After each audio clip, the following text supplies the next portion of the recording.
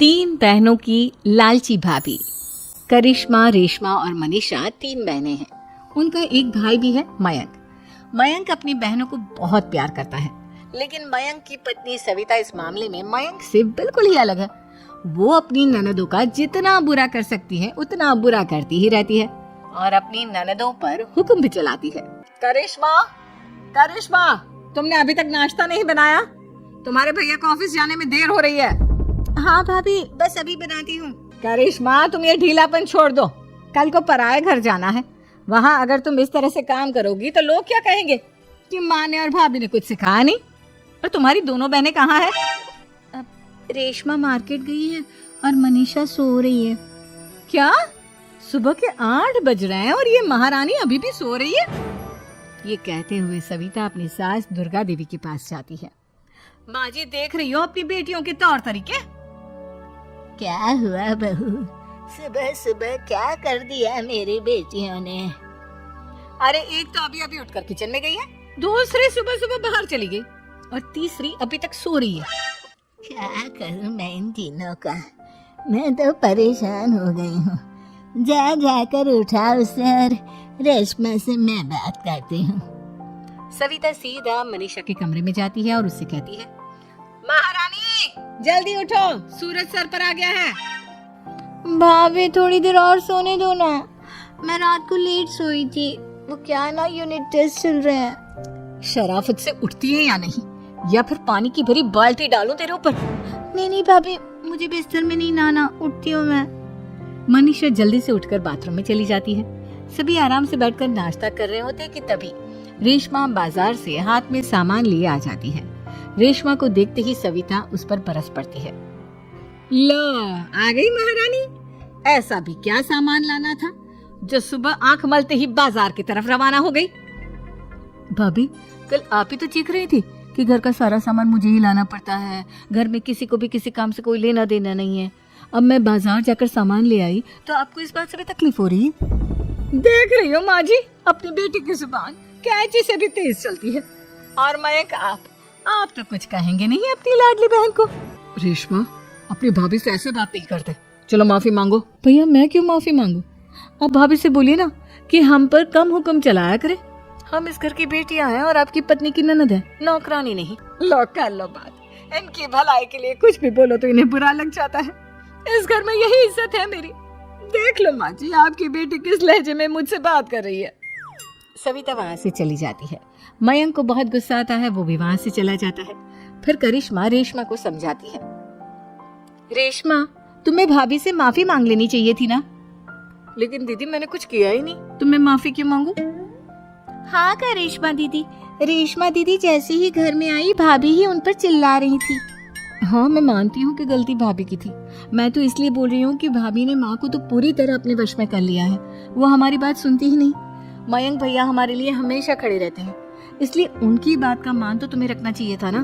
कोई फायदा नहीं दीदी, कुछ दिनों की बात और है, भाभी उन्हें भी हमारे खिलाफ भड़का देंगी। फिर वो भी माँ की तरह हमारी किसी बात का विश्वास नहीं करेंगे। इसी तरह सविता अपनी तीनों ननदों को किसी न किसी बात पर परेशान करती रहती थी। एक दिन मयंक अपनी तीनों बहनों के लिए गिफ्ट लाया। क्या रेशमा, ये तुम्हारे लिए हार का सेट। रेशमा, तुम्हारे लिए सुंदर सी ड्रेस। और मनीषा, तुम्हें किताबें पसंद है ना, तुम्हारे लिए किताबें लाया हूँ।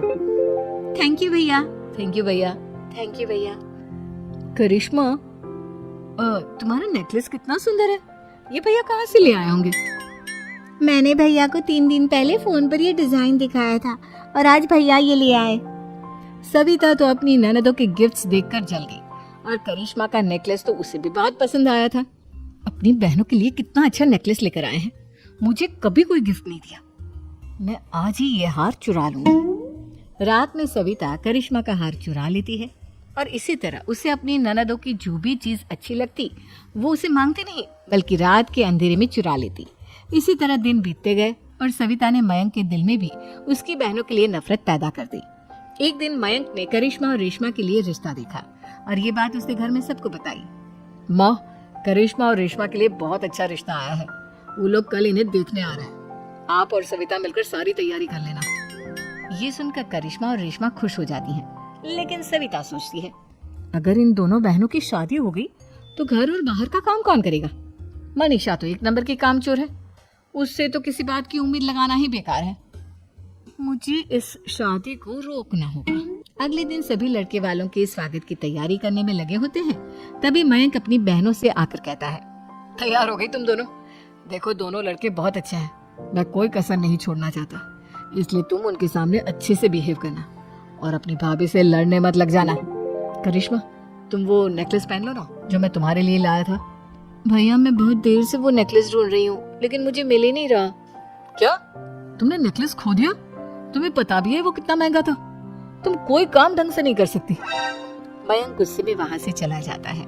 थोड़ी देर बाद लड़के वाले भी आ जाते हैं। वो दोनों बहनों को पसंद कर लेते हैं और रिश्ता पक्का हो जाता है। लेकिन सविता के दिमाग में तो कुछ और ही खिचड़ी पक रही थी। वो पंडित जी के पास करिश्मा की कुंडली लेकर जाती है और उन्हें पैसे देकर करिश्मा की कुंडली बदलवा देती है। जब लड़के वालों के पास करिश्मा की कुंडली जाती है तो वो दुर्गा को फोन करते हैं। बहन जी, हमने करिश्मा की कुंडली अपने पंडित जी को दिखाई थी। आपकी बेटी की कुंडली नहीं बल्कि दोषों का पिटारा है। देखिए, मैं और मेरे पति इन सब बातों में बहुत विश्वास करते हैं, इसलिए हम आपकी बेटी से अपनी बेटी की शादी नहीं करा सकते। इस तरह करिश्मा का रिश्ता टूट जाता है और सभी घर वालों को बहुत दुख होता है। अब कविता सोचती है, चलो करिश्मा का तो रिश्ता टूट गया, अब रेशमा का भी रिश्ता तोड़ना है। क्या करूं? अब सविता आवाज बदलकर किसी अननोन नंबर से रेशमा के होने वाले ससुराल में फोन करती है।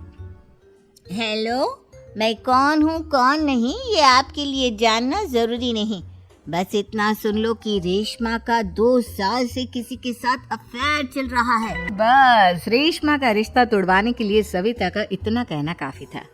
अब रेशमा का भी रिश्ता टूट गया।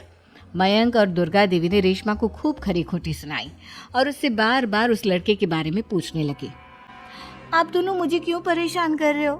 अरे कोई लड़का होगा मेरी लाइफ में तो मैं बताऊंगी ना, जब कोई है ही नहीं तो कहाँ से लाऊं मैं कोई लड़का? तो तेरे होने वाले ससुराल वालों को फोन किसने किया था?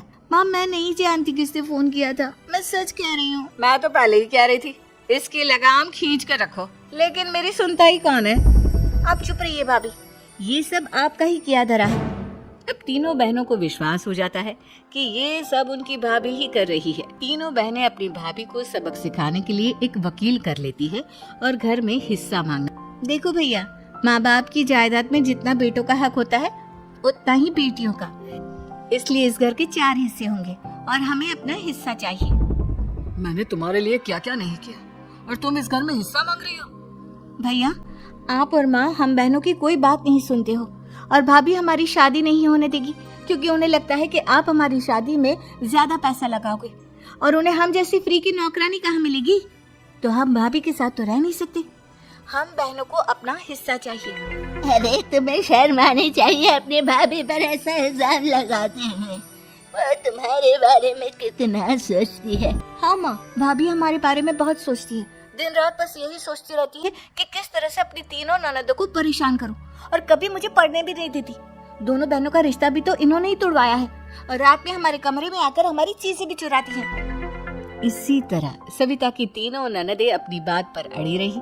अब कोर्ट में तारीख भी शुरू हो गई। जब सविता को लगा कि उसकी तीनों ननद इतनी आसानी से नहीं मानने वाली, तो उसने अपने पति और सास को सारी सच्चाई बता दी और अपनी तीनों ननद से माफी मांगी।